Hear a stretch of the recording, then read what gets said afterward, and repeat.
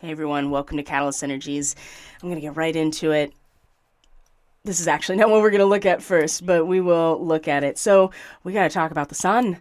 We got to talk about the increase in flare, and not to add to what most likely will be tons of clickbait about, that all of the impact of such strong flares.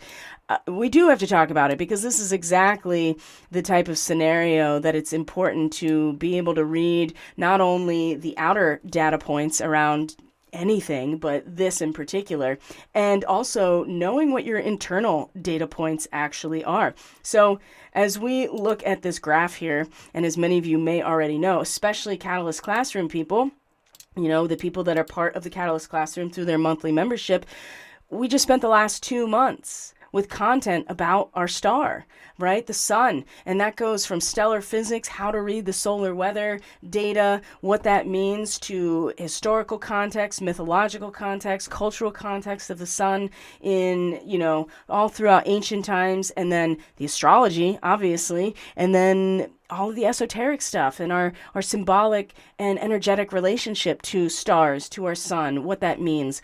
So we're primed. And that's why I present that material. And this month, we're going to talk about the moon. The next 2 months, right? The next batch of Catalyst Classroom sessions are going to be all about the moon and the lunar influence, because it's, to me, what I find, and what I think other people find really valuable about the Catalyst Energies work and the process is not just the readings, it's not just the energy work, and those things are incredibly valuable. It's about how to have a full and well-rounded understanding of all of these types of phenomenon in our life, as opposed to kind of settling back into a mental comfort zone of just one perspective or one train of thought, which is something I am observing right now. Of course, the holiday season, regardless of where you are in the world, is upon us, and this sense of peacefulness, and there's optimism, especially with the sun in Sagittarius still. A lot of optimism, a sense of big picture, sincere purpose, identified with that purpose, with that meaning, with that narrative. These are all really important things, but part of having a paradigm of belief or meaning is that it's mutable. It's never meant to crystallize until it comes into a institutional structure or form, which is Capricorn. Mercury and Venus are now in Capricorn. We're about to have the sun come into Capricorn. So the reason I'm bringing all of this up about the solar weather is and the importance of the mutability of our exploration, our discovery, and not kind of settling back into this space of intellectual comfort zone, is because this experience with the sun in and of itself is something, we're like, whoa, what I heard was 13 flares, right? And you can see that there was a pretty significant uptick in flare activity into the M class range, which is higher energy light, in the last day. Now, it was impulsive. There weren't any CMEs really flying our way, of course. And what I'm going to show you is the outer data points of the Schumann resonance, of the astrology leading up to this, and how there were lots of different ways that we could have tapped into the indications that this type of activity was on its way. And I think the reason I'm so called to bring this forward right now, this is very spontaneous. This is out of the norm for Catalyst Energies in terms of content. But being able to not only know how to read these data points for yourself, right? You learn based on the other people that have mastered their craft, their art, their technique. But you read the data points yourself. You understand what you're looking at, what this means. And then cross-reference that to your internal data points, right? How many people yesterday had headaches out of nowhere, systemic inflammation that came out of nowhere, GI issues that seemed to come out of nowhere? How many people have you seen that have been actually kind of sick the last week? Fevers, mood disturbances, anxiety and depression kind of really getting amplified and maybe even reaching ahead. Now that's something that comes along with the holiday season already, right? There's so much pressure. And there's also a lot of focus on meaning because of that sun in Sagittarius, right? So But the reason I'm bringing this up and using this as an example is because I am observing kind of this settling back into a comfort zone of ideological, trajectory. And what I anticipate, and I'm going to be very careful about the way that I present this, because my channel, I woke up to yesterday, my channel having a number of videos flagged and one completely removed because of harmful content. And that harmful content was links to a particular website connected to a particular channel about space weather. That is very direct and very bold claims about the impact of the sun on the climate. And I anticipate that as the sun, that too, but, and that will be actually something to think about in the future when the sun and Pluto come into a conjunction, because it's really Pluto's ingress into Aquarius this year, I would say at the end of the astrological year, which is the beginning of the 2023 calendar year. But if we're focusing on the end of the astrological year, excuse me, we know that Pluto's going to come into Aquarius. And there's a lot of ways that this particular transit it could be expressed.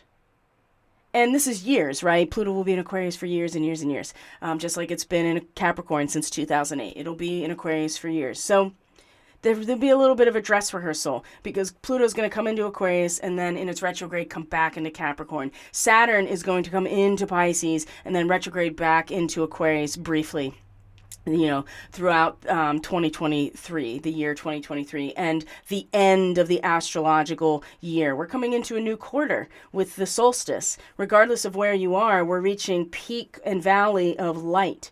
And so I anticipate that the conversation and the narrative is starting to be shaped and crafted around some of these subjects, and knowing what it means it's very similar to what now we can start focusing on, that maybe we kind of got on late in the game with, the last couple years around the medical establishment and what came forward with that, and how so much of that was labeled as misinformation. And that's going through its own disclosure process in a way it never has as of now. But in the process of that happening, there is a new enemy. And we know that it's been building now for a while, but the harmful content because of particular perspectives about the sun and climate, that YouTube is making that designation. You're going to see these things start to come into play more. And if you don't understand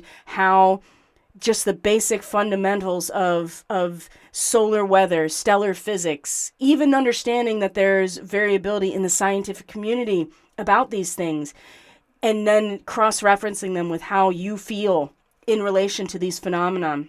Without that, it's going to be the same thing in terms of what we've just been through, which is people are just going to be led into, oh, this is what's happening. And it may not actually be happening in that way. It's just that we are told that it's happening because there is natural capacity for it is happening, right? And so let's go over just a little bit about what types of data points may have given us a clue right into this. And I would say that there is more of a clue to certain groups of people than others, that like pilots, for instance, and people who are very adept at reading this information will know that there are things coming, and being able to read large scale patterns. And that is what Sagittarius is really good for, is about the large scale pattern, being able to abstract it, symbolize and abstract it, and then being able to extrapolate. And Mars in its retrograde, I think, has been partially responsible for people kind of settling back into an intellectual comfort zone, and the appeal of continuing to discover, to explore, to learn, to listen, right? The active listening of Mars in a retrograde in Gemini is starting to fall by the wayside. And maybe it's just me. Maybe I'm not, I don't have access to all information all the time. But one of the things about the Catalyst Classroom is that we go over all aspects of these topics, not just the astrology, not just, woo-woo starseed stuff. That stuff is really important. It is. And it's about weaving it all together so that we each are able to interpret the pattern of meaning for ourselves and infuse our purpose, into our experience from that. But if we are caught up in dogma or doctrine or belief system that is crystallized because we are uncomfortable with the cognitive dissonance, or we just don't know, and we rely on other people to interpret this data for us, then we will go through the same process of kind of getting penned in by a certain type of experience by being ignorant about what is actually happening. So I suspected, and a conversation that I had just a couple of days ago also was part of the cluing in. And we see that there was, large X-class flares. Like I said, how many people had physical symptoms, right? How many? I know I did. I had the headache out of nowhere yesterday. And in fact, I could track it with the flares that were registering, how the inflammation in my body just also flared along with it, because light moves at 186,000 miles per second. It gets here in 8 minutes, right? So the information and the frequency itself from the high energy light coming out of the flare impacts us really quickly, okay? And so I'm sure people were feeling it all day. I was getting reports about it, and other people have talked about it since then. Now, a couple days before this, what I started to notice is, I made this little graph for you guys, is that the Schumann resonance, starting on about the 10th, really started to get active again. And you can see from the 10th to the 11th, I did this kind of progression here to show you. The 10th is around here, this one yellow spot, or white. When it gets whiter, right, it amplifies. And so what does that mean? The wavelength gets bigger. It gets louder, okay? And here, we'll move that there. What we'll see is that from the 10th into the 11th, into the 12th, into the 13th in particular, and then yesterday it started to calm down a little bit in terms of the Schumann. It got louder. The quality was erratic. It was all over the place. Every time it got really loud, the frequency itself would drop to accommodate it. That's a pretty standard thing that we've noticed now, is that when the Schumann spikes in amplification, the frequency itself will drop down to a baseline, and then it'll pop back up again to, between 8 and 9 hertz. But every time it gets really loud, it drops in frequency. So, but I noticed this. I was like, the Schumann is getting pretty active, yet the KP index is actually mellowing out. So here's the 9th. We're just finishing out this solar wind that we got from a coronal hole that influenced the geomagnetic, it influenced it in terms of disturbing it. And so we had solar storm conditions. What does that cause? Well, it gives us auroras. It influences our electronics and GPS and all the things that, satellites in the ionosphere, all of those things. But that takes time, because plasma is actual matter that needs to travel through the space. And so it takes days for this to get here, and then it bounces around and needs to find its baseline. But you can see that over the 10th to the 11th to the 12th, specifically the 13th, it really mellowed out. It was pretty stable. There wasn't a lot of geomagnetic unrest. Yet we go back and we're like, oh, during that time, the Schumann was starting to amplify. It was getting louder. It was getting more variability. The quality was erratic. So I was thinking to myself, we're getting a preview of something. We're getting clued into something that's coming. And yes, it may have been artificially induced. And I think knowing how you feel in relation to these data points is really important in itself. Are you feeling euphoric? Do you feel good? Do you feel like, your own heart space and your field around you is full and in resonance with the planet? Or does it feel really uncomfortable? Do you have, again, do you have headaches? Are you getting that ringing in your ears that is really painful? I started hearing multiple tones now, not just the one tone. I'm getting multiple tones when I get those ringing in the ears. And I'm not convinced it's necessarily always good or always bad. I think it's a function of new capacity starting to come online in terms of our ability to pick up on frequency, right? Sound is definitely one of the ways that we sense frequency, but we sense it in all kinds of other ways. Obviously, sight and vision in our bodies as well. Those are the three main ones, I think, right? And then you have smell, you have taste, and those things may be different too. I noticed that my sense of smell has changed a lot, and that may also be, that could be a number of things. Anyway, I don't want to get too off track here.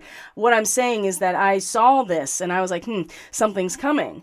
And I felt pretty good, right? I was feeling good. I was feeling kind of euphoric. I was feeling very centered and peaceful and optimistic. I was feeling like my heart was full. I wasn't having a lot of anxiety necessarily, or anything to that effect. And I had a conversation with somebody who on their social media, on this person's social media feed, a friend who is a pilot was asked, now this is days ago, before there was any flaring, was asked if they were going to fly because of solar flare. And this pilot was like, yeah, I'm going to fly, but if I get cooked, I'll be sure to let you know. This is before this. This is during the time of the Schumann. And I remember this person I was talking to who had this pilot friend on their social media feed, this person had said, I think we're getting clued into something. I was like, yeah, I think we are too. I think that the sun's going to do something pretty soon. And lo and behold, that's exactly what happened. We get these, increase in flares. Now, that's probably something that if you are really plugged in to the large scale pattern of what the sun is doing, that's probably was predictable to a certain extent. So it's important to, again, take those data points of out here and your own internal experience, right? And it doesn't mean because you got inflammation or if you felt sick or you got a fever or you had a headache that there's anything bad about it. In fact, I was like, you know what? Obviously, there is stuff trying to come up and out because of this, and I'm just gonna let it happen. Right, I'm not gonna suppress it by taking anything. I'm not gonna get all bent out of shape because an entire workday just got, was a total wash for me. I just let it be, right? I just let it happen, and that was the best thing I could have done because now I'm like, okay, there's no lingering effects, which I know there are other people that are having lingering effects now, right? Their fever is sticking around. Their headache is sticking around. Their mood disturbances are sticking around. So, people talk about the sun and the activations, and I really feel, personally, I really feel strongly that we get information from the sun. Photons are packed with information. Light is data, right? And so when we get these flares, they are immediate data that we get. And frequency, it's an actual resonance. It's a wave function in and of itself at a high frequency that impacts us. And sometimes it impacts us negatively because it's a lot at once and it is forcing a recalibration internally because of it. So what I want to share with you now is the astrology leading up to this point and how there were more indications that there were opportunities possibly for this to be the case. And this just really blows my mind because how much of the Western and tropical astrology and where things are in the zodiac are timed into what is happening magnetically in our solar system as well, and with the interplanetary magnetics. It's very interesting. So on the 9th, which was Friday, right before the Schumann started to amplify again. This is right after our full moon, right? We had our full moon in Gemini. It was conjunct Mars, and we still were getting solar wind, enhanced solar wind. So there was more plasma, there was more disturbance in the ionosphere, and we had the moon in Cancer. So it's at home in its home sign of Cancer, very sensitive, very intuitive. Our internal landscape is really very powerful to us. And knowing where Cancer is in your chart probably gives you a good idea of what area of life this was expressing itself in. I know for me, as an Aquarius rising person, Cancer is my 6th house. And so that is always the house where some sort of physical thing comes up to the surface that we got to deal with. And we have to implement some sort of change or discipline or practice or purification or astral hygiene. Or in this case, I would say the fluids in our actual body, just like the moon influences the tides of the ocean, it influences the electromagnetics of our own internal landscape going through the sign of Cancer. Super sensitive, okay? And opposite Mercury in Capricorn. So we have Mercury and now Venus in Capricorn. Soon we'll have the Sun in Capricorn. And this is the unfolding of this whole geometric process in and of itself. It is natural law in effect. And that covers, matter. Obviously, how matter is impacted by the process of the law of nature, right? The unfolding of the materium and all of the ways that matter interacts with each other and then influences the continued unfoldment. So what started to really come online, I think, with this opposition is that the more we internally attempt to resist the stability or the consolidation of those types of inner structures that either hold us or bind us, right? We either are completely closed in by it or we are held in order to be sensitive, whatever that is, emotionally and internally and personally, as we attempted to adapt to this situation in our mind and our nervous system, right? Mercury rules our nervous system, which is electric, right? It's an electrical system that is now in this part of the zodiac that has to do with the earth, the process of matter existing and unfolding into a structure, into a form, into an ecosystem, into an interplanetary magnetic field, for instance, right? The whole process.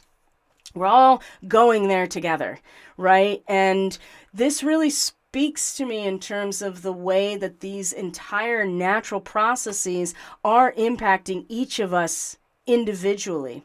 And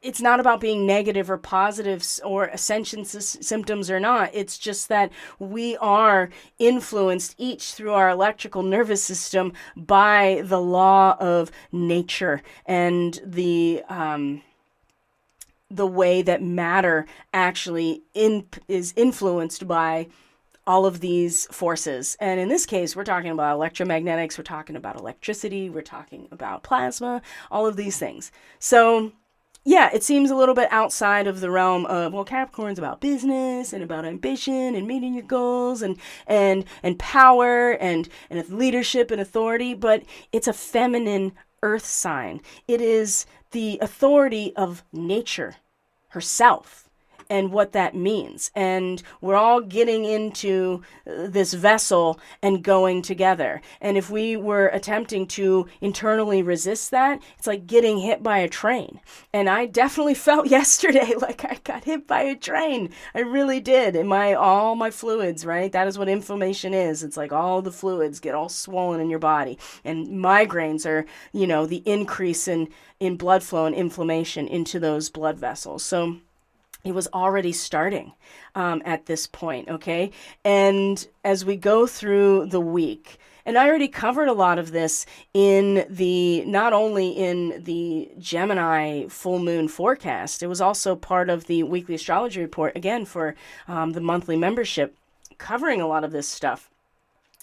And as we go through it, the moon coming through Cancer, like I said, and crossing over Sirius, right? Where is our root system really situated, right? And how are we going to integrate ourselves into a changing harmonic pattern, a naturally changing harmonic pattern, which is a big part of Uranus. Now, there's a lot of different levels that all of these things can reference. The economy and our finances. It can represent the healthcare system and our own health and wellness. And now that the moon is in Virgo, and we're going to go over this today, this is a big part of that as well, as what we're doing about all of these things. But I want to bring this around to the actual energetics of our solar system and the galaxy and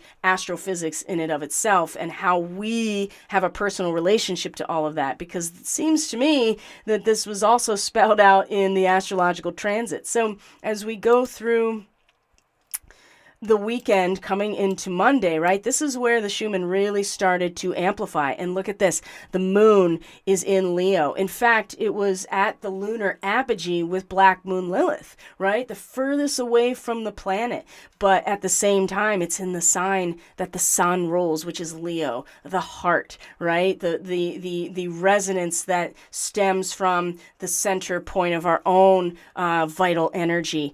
And the connection to the sun, I think, got really strong, obviously, when the moon came into a trine directly with the sun. And I talked about this definitely with the Starseed ministry this week, because it was on Monday, and Tuesday, but I also talked about it again in the weekly astrology report, and how important this moment really was. I had no idea, honestly, that it was going to be so tied to the solar weather and Saturn in Aquarius. And Aquarius you can think of as the circuitry itself, the blood vessels throughout the whole, and in this case, the collective resonance and frequency itself, and how it is the influx and the intensity of it that has really given us something to build our resiliency around. And I think that this is a really I just cannot stress enough how important I feel like it is in terms of our own health and wellness, our own internal capacity to really be able to stay healthy in the uptick of solar activity, because we know that it's going to have a very physiological impact. And this connection with the sun and the moon on Tuesday, as this is building up, I think was a really strong indication of how we were being influenced internally, very physically, by the connection to the sun, to the point where we had this trine here. And I love these sun moon trines, but just because it's a trine doesn't mean it's good. It just means it is connected. And this is fire. This is definitely fire. And this is a strong connection to Mintaka as well. So how do we take that solar energy, that vital energy that does represent play and adventure and our heart being authentic and resonant? How do we take that energy of the sun and bring it into our own experience in a way that actually gives us a spiritual upgrade, a message? And maybe it pointed out the places still in your body that are like, whoa, every time this happens, I get this systemic inflammation. Maybe because there's stuff, we all have it too, that's embedded so deeply that when it is exposed to this high level of frequency, it gets pushed up to the surface, right? Just like you have like a cold sore. I could feel the cold sore coming, and I have since blasted it away because I was aware of it and I knew exactly what to do to mitigate a lot of these things. But again, there's these little things that give us indication, and the physicality, I think is going to come back online in a way that I think it's going to really have an impact on the people who received the medical intervention or the cootie stick over the last couple of years, especially if they've gotten boosted many times. I think that what you're going to find is this type of activity is going to influence their response to it so much more than it's even than we've experienced so far, right? And so being aware of that is really important, and how the natural progression of the sun is influencing all of these different things. So, wow.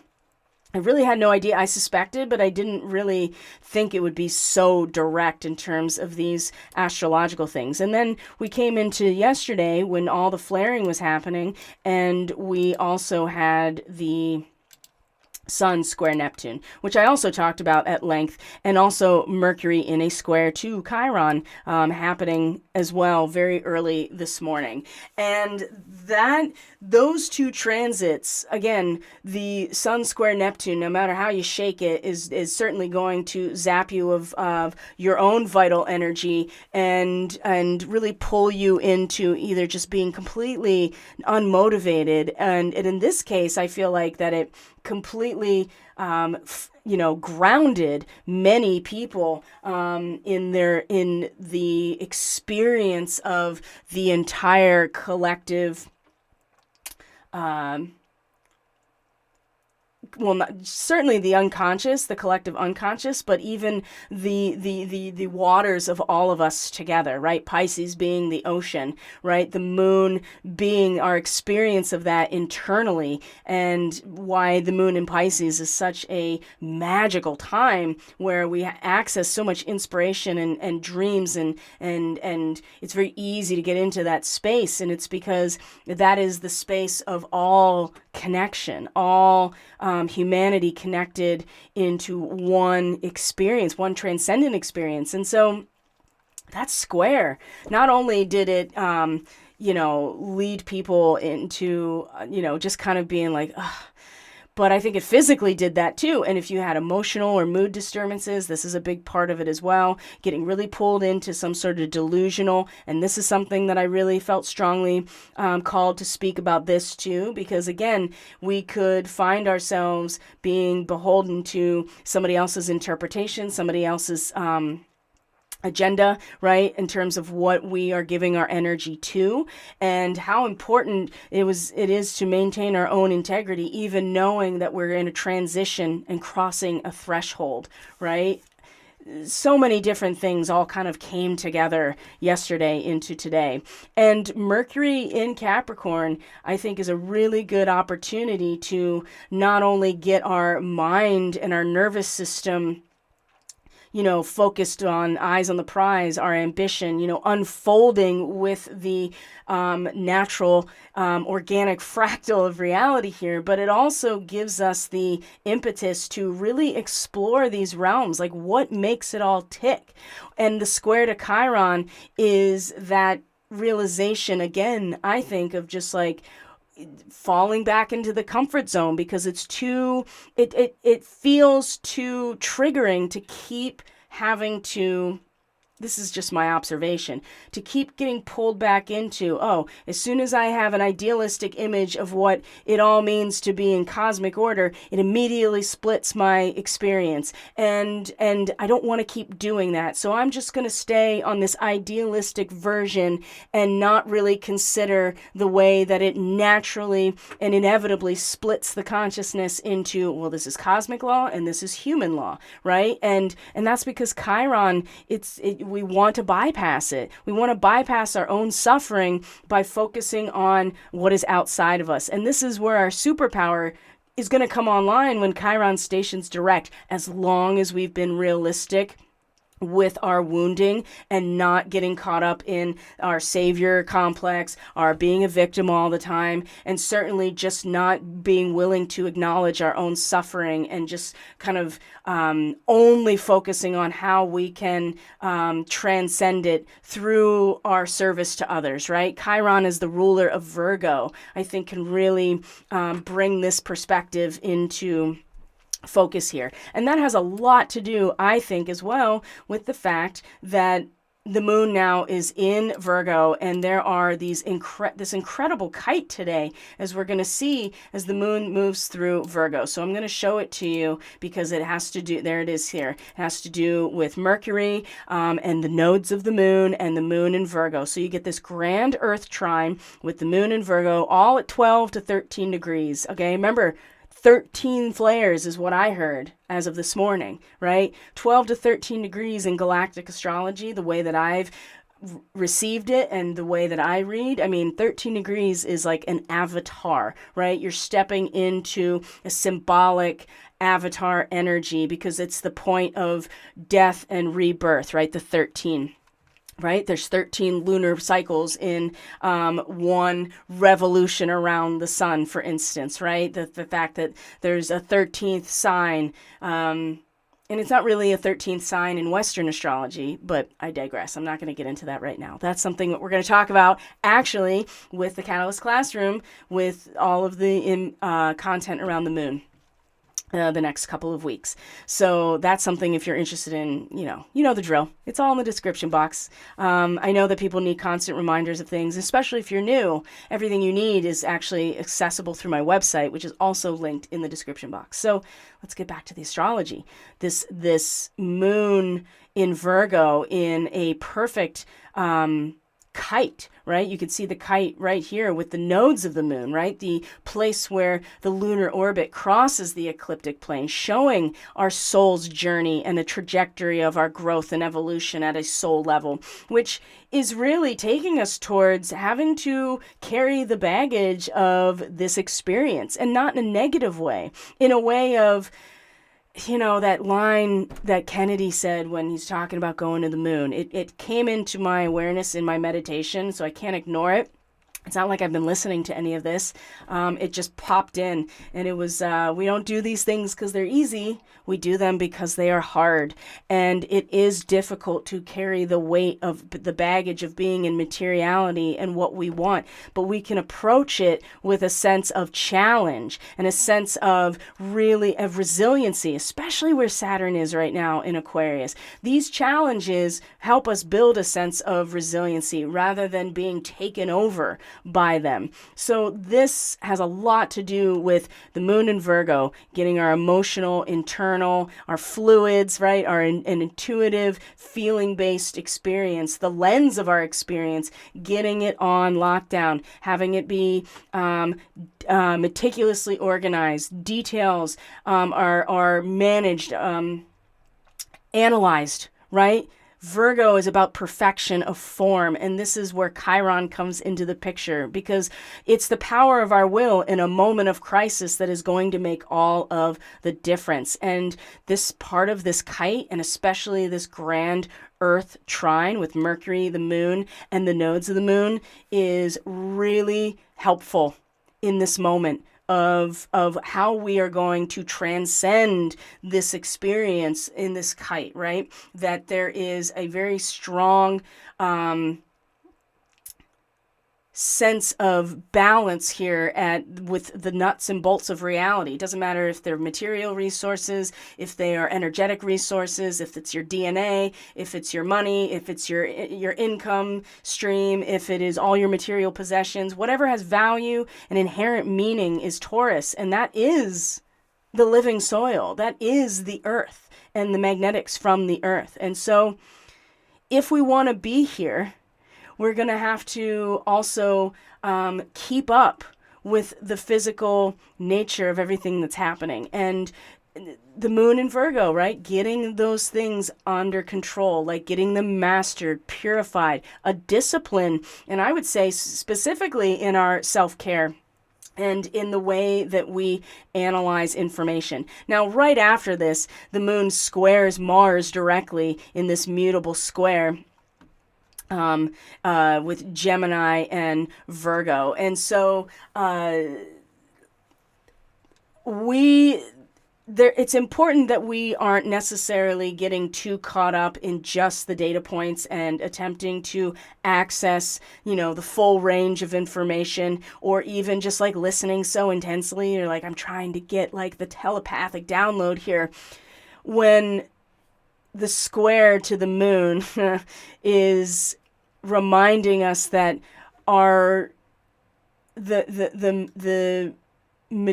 maturation, the fruit maturing, the bearing of the fruit, right? The gestation period is only as strong as our root system is initially, which was when the moon was in Cancer, right? So that is something to keep in mind. So knowing where Cancer is in your chart is going to give you an indication of what area of life this root system really is established, and where you need to maybe reflect back onto, like how strong is it here, and how deep does this root system go? Does it stabilize you to the core of your being? Does it stabilize you in the world around you? Are your interpersonal experiences, your intuitive or psychic notions, are they able to actually accurately reflect back to you what is going on? Or do you find yourself easily uprooted? Or are you so entrenched here that you can't even like allow yourself the flexibility or immutability to take the things you are learning still and incorporate them at least into the analysis, right? I know that there's a lot going on here, and it does seem kind of like, whoa, all over the place. And we'll see what comes about from here, right? Because we have our third quarter moon actually happening tomorrow, which is Friday. And that is the moon in Virgo. It's going to be opposite Neptune. And so, in fact, you're going to see a T-square pretty much with the sun and Neptune and the moon. And I would say that the sun, it's 2 degrees, but it's still, I think it's still within a strong square to Neptune. And so that influence of yesterday, whatever that was for you, right, where you're just zapped of all of your vital energy, just feeling unmotivated, just getting swept up in the collective unconscious, especially Neptune and Pisces, whatever it is, that influence is still really strong. And the moon opposite Neptune, again, is making it even more clear how important our own form and our own commitment to ourselves and our own astral hygiene, our energetic hygiene, our self-care, how important it really is internally, so that we don't get swept up in the deluge of Neptune and Pisces, because it's outside of our control, right? You just surrender to the flow of the cosmic consciousness as it stands now, and you're going to let it take you where you want to go. And so you either become a vessel or a channel consciously for this to come forward in some way, or you just get swept up in it and taken away. And this moon here, in this third quarter moon, is going to force us to reorient ourselves internally, right? From the full moon specifically, right? We had illumination here of where we can take this raw bioenergetic energy and actually transform and almost mature mentally, to take that energy and turn it into actual thoughts and ideas with direction. But we have to be still very clear with, if we fulfilled our destiny, have we really internally worked and put our labors into ourselves and into our process in a way that would fulfill our destiny, because that's going to have a big impact on the way that we identify with our purpose, with our belief system, right? And so there's going to be some reorganization. There'll be a crisis. There always is some sort of personal crisis when you have these quarter moons. Something happens that's just like, whoa, I gotta reorganize what I'm doing or what's going on inside. And so that may very well be very physical for you. It may be emotional. It may be energetic. It may be subconscious. It may have to do with your resources. It may have to do with your mindset. It really depends on where Virgo is. But today is an opportunity to really identify how important it is that our personal will, can step in the moment of crisis in order to pull it together, right? And like I said, it's going to be different from everyone. And not really, we don't necessarily want to push away everything. And in fact, now that Mercury by tomorrow is going to be it's going to be in a direct conjunction, starting to come into conjunction with the star of Vega, right? We talked about Lyra quite a bit as well in the weekly astrology report. This connection directly to Vega will be in a quincunx, right? That 150-degree angle with Mars down here, right? And you don't want to throw the baby out with the bathwater, and you certainly want to be able to investigate in a way to know what is worth keeping and what is ready to be released back into, back into the system, right? There are aspects about where we've been that stand the test of time that are again the law of nature, right? And we may be listening and listening and listening and attempting to pioneer into new mental spheres, pioneer into new intellectual concepts. Maybe we're just like, so we're like waiting so much for something to come through, and it's right in front of us. And maybe Mercury, it's not so much about new information or even, trying to receive something or pioneer some sort of new thing, as opposed to, okay, well, this system has been here and we're now uncovering aspects of it that are really valuable and stand the test of time, like our power together and our cooperation together, the way that we crystallize and integrate as a group, and what things can be left, what doesn't have any real meaning cross-culturally or over the periods of time, the cycles of time. What has shown that it doesn't really stand the test of time. And I think that this, we'll have this square, this T-square with Neptune, and at the same time, this quincunx is an opportunity, right? An opportunity to fit some things together that don't normally fit together, which seems to be, allowing our mind to tap into the crystallized structure of reality that we are part of and that we are continuing to create, and as a means to actually hear the information that we're really trying to pick up on, right? Like it's that scene in Contact where, if you've seen the movie, right, or even read the book, it's the same thing, where the main character, Ellie, what she does is she's like listening to all of these really mundane sounds, like the pattern of sounds, like through a washing machine or something like that, because what she's doing is fine-tuning her ability to hear when the pattern is broken. And I think with Mars, this may be part of what's happening here, and it's the actual function of our nervous system in relation to the overall pattern, and just tapping into it instead of trying so hard to pick up on it through these other means. And it will give us the information, I think, that we are actually looking for. But it's going to come through some type of, some sort of unexpected type of thing, right? That quincunx are things that don't fit together, that force us to transmute or to square the circle, so to speak, right? We have this infinite part of ourselves, and then we are in the material nature. So how do we transmute that experience? And sometimes it comes through these weird wild card experiences. So if you are a Lyran starseed, or you have a strong connection to Lyra, or you have a strong Mercury in your chart, you may find yourself really tapping into some type of experience, either mentally, cognitively, through your communication, through synchronicity, that is going to surprisingly give you the insight that you've been listening for so much. But it may come through kind of like an upheaval or one of those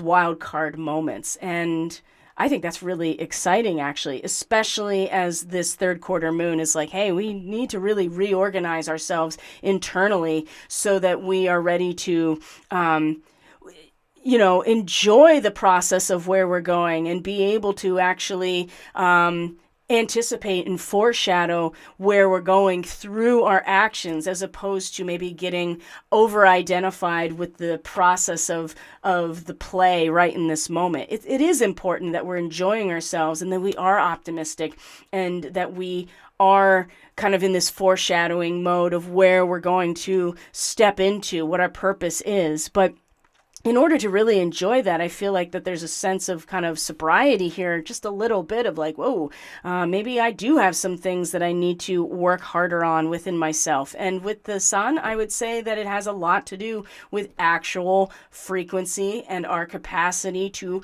receive changes in resonance at a natural level, and knowing the difference between what is artificially created, what is natural, and also not being hoodwinked, basically, by people who will use all of this stuff to create a narrative that kind of traps us in yet another pen. And this one will be very much in the digital, with Pluto coming into Aquarius. That's just my anticipation. I have some ideas of what that may look like, but I'm not really comfortable putting that prediction out there.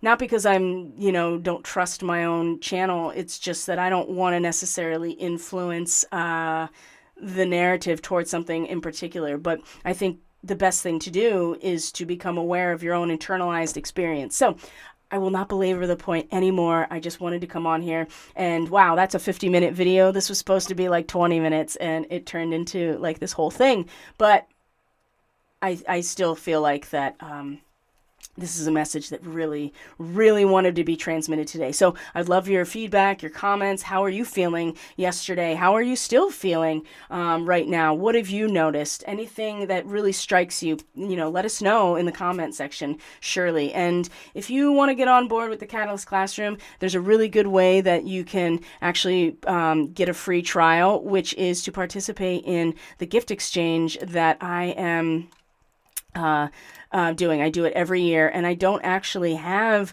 my flyer for it queued up, actually. Oh, that's a bummer. So, but you can find it on the social media links that are in the description box below, and you can, if you're on my email list, you'll have already received the information, and certainly it's right on the front page of my website, the gift exchange. And one of the things I'm offering is a free month of membership. So if you're not sure yet if it's really worth it to you, but you want to see and get a sense of what I've already done so far and how it's evolved, that's one way to do it. And so you can get that information from my website or social media, and that all those links are down below. So thanks, guys. Have a great Thursday.